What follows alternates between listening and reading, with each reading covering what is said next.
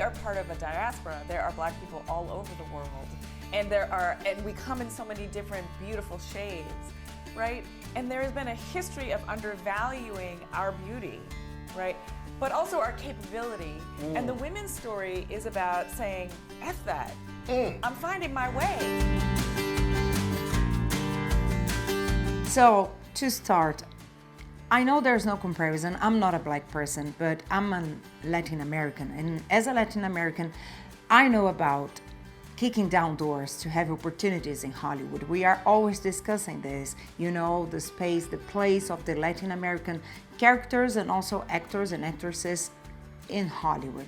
So I think your film, even if it talks about North Americans, actors and actors, you know, who are kicking down the doors and, you know, making this whole new history in Hollywood.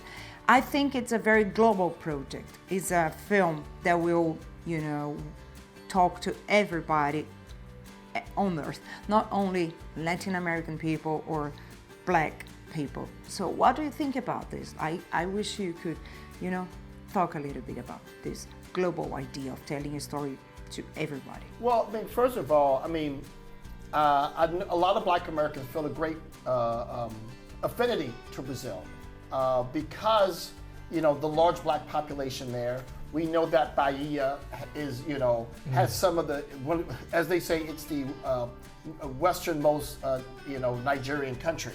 And, you know, movies like Black Orpheus, to me, that's one of the greatest movies ever made.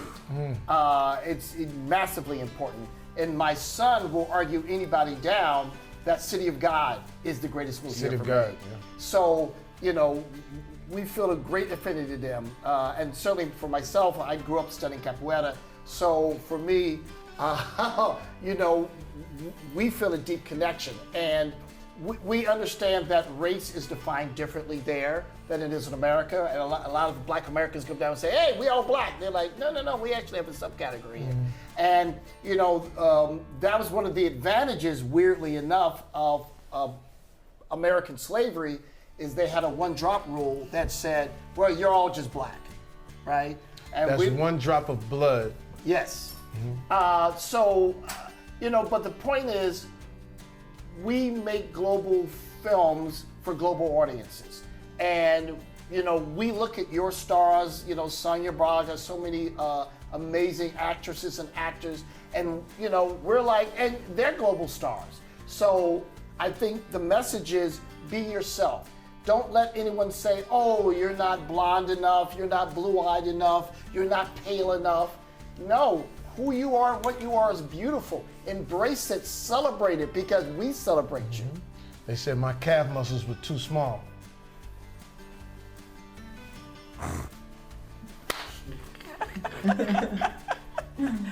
He said that with a straight face. Dead serious. I said, that's okay. Yes, and I'll just add to that. I mean, hit you in the head with this baton like I'm running track. Right, I saw that. Terrible. Terrible. I won't watch it. I was like afraid of nightmares. Yes. Especially, I think that impacts the women's story very much as well. And, you know, we are part of a diaspora. There are Black people all over the world. And we come in so many different beautiful shades, right? And there has been a history of undervaluing our beauty, right?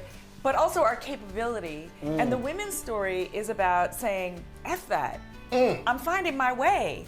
Like, you know, every woman says that, you know, one way or another, because it doesn't matter whether you're light-skinned or dark-skinned, somebody's using something against you to deny you an opportunity to say you're not qualified.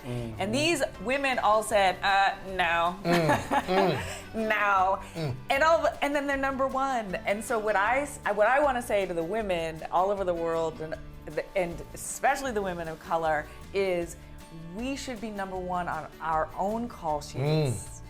And these are the stories that inspire us to do that, whether we're actresses or not. Acting was not something I ever thought I would do. Because when I was little, I didn't have many women of color that represented me that I could look to. They were very few and far between. You know, Jamie, talking about creating opportunities, you are the producer of this project, a great project. So why becoming a producer?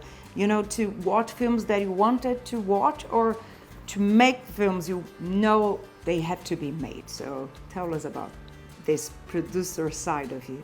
It's interesting. My producer partner, Datari, came to me a few years ago and was like, why aren't you producing? And I never even thought about it. He said, yeah, this is the way we actually protect our narratives and at the same time entertain.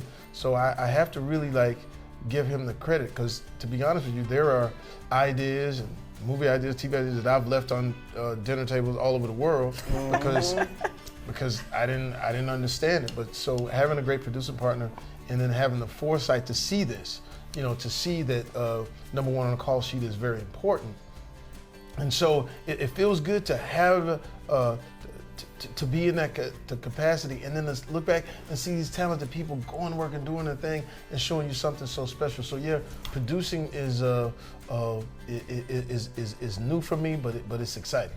I stand on the shoulders of women who work so hard to be seen, so that I exist because of them. It is, and you know, I have to wrap, but I really love the two films. The three of you did a great job, and I want to watch it again and again and again. It feels like a class, you know, but it's also so entertaining. But you know, we learn so much at the same time. I consider myself a person who knows a lot about this subject, but I learned so many things at the same time watching your films. So thanks for the film. It's a great film, and I will watch again and again. Oh man. People of color don't play overseas. International comedies don't make money. It's a trip because a lot of studios, you know, when they look at the budget and they write in international, they put in a 0. Whoa.